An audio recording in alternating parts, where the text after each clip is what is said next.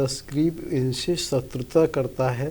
तो जब वो इस तरह से बोलते हैं तो वानर उसे सुन लेते हैं और तुरंत वो कहते हैं अरे ये तो शत्रु के वो हैं, गुप्तचर हैं और इन्हें पकड़ो। तो वहाँ वो उसे पकड़ते हैं। तो ऐसा भी आता है कि वहाँ पर शुक एक तरह से तोते का रूप बना के उड़ जाता है, सारण को पकड़ लिया जाता है। क्या होता है जब वो तोते के रूप में उड़ जाता है तो थोड़ा सा ऊपर होके वो सुग्रीव के लिए संदेश देते हैं कि महाराज दशग्रीव ने संदेश भेजा है कि सुग्रीव से तो हमारी कोई शत्रुता नहीं है, बाली से हमारी मित्रता थी और वही रिश्ता रहेगा। क्यों सुग्रीव अपने को उसमें अगर मैंने राजकुमार की पत्नी का अपहरण किया है तो उससे सुग्रीव का तो कोई नुकसान है नहीं, हमारी जो मित्रता पहले से थी वही रहेगी। तो इसलिए मेरे भाई को उससे कहना वो उससे अलग हो जाए। तो सुग्रीव उनसे कहते हैं कि उसे कह देना कि इस तरह से बोले मैंने अपने भाई का जब वध करा दिया तो दूसरे भाई का वध कराने में भी मैं कैसे रह सकता हूँ। तो वो इस तरह से जब वार्ता एक तरह से अपनी सुन रहे होते हैं या कह रहे होते हैं थोड़ी असावधान हो जाते हैं। तो उस असावधानी की वजह से वानर एक तरह से उनको पकड़ लेते हैं और उनके पंख वगैरह तो फिर वो अपने मूल स्वरूप में उसी में आ जाते हैं, राक्षस के स्वरूप में। और अंदर क्योंकि बंदरों को ये सब ध्यान है कि हनुमान जी जब वहाँ गए हैं तो और इसीलिए जब विभीषण भी अपने मंत्रियों के साथ वो बड़े उतावले थे कि सबके मन में एक ही बात रहती है हमने तो कुछ किया ही नहीं, हमें सेवा का अवसर नहीं मिला।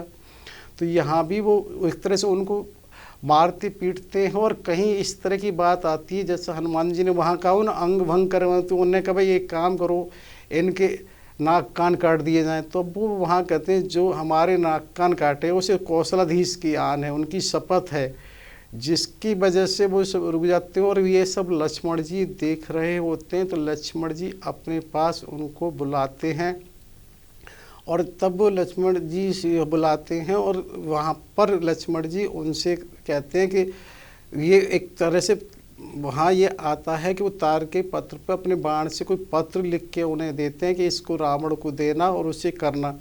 यहाँ ये बताना आवश्यक है कि इसमें क्या होता है कि दो जगह अलग अलग वो चीज़ संदर्भ इसके रहते हैं।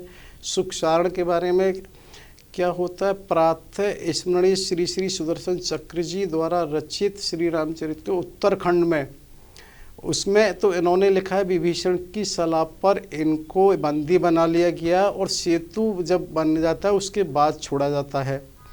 लेकिन श्री रामचरितमानस में बाबा गोस्वामी तुलसीदास जी ने ये कहा है कि नहीं, उनको उसी समय लक्ष्मण जी आते हैं और छुड़ा देते हैं और पत्र का दे के उसको वो करते हैं। तो मुझे भी ऐसा ही लगता है ये शायद ज़्यादा हो, क्योंकि हुआ क्या है कुल समय जब हनुमान जी लंका में थे वहाँ पर माता सीता ने कहा था मास दिवस महु नाथ नावत तो अपन मोह जियत नहीं पावा। तो एक एक दिन का बड़ा महत्वपूर्ण है। और अभी आगे हम करेंगे कि जब प्रभु वहाँ बैठे हुए हैं तो 3 दिन पूरे उसी में निकाले गए हैं।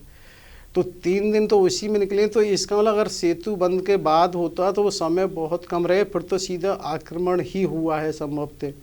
तो यहाँ पर ये बताने का ये था कि मानस जी के अनुसार लक्ष्मण जी ने उनको छुड़ाया है और वहाँ छुड़ा के एक तरह से पाती दी है और उनको ये कहा है कि इसको उसे देना दशग्रीव क्या उसको ना चिट्ठी दे देना रावण कर दीनो ये पाती लक्ष्मण बचन बाँझ कुल बहती।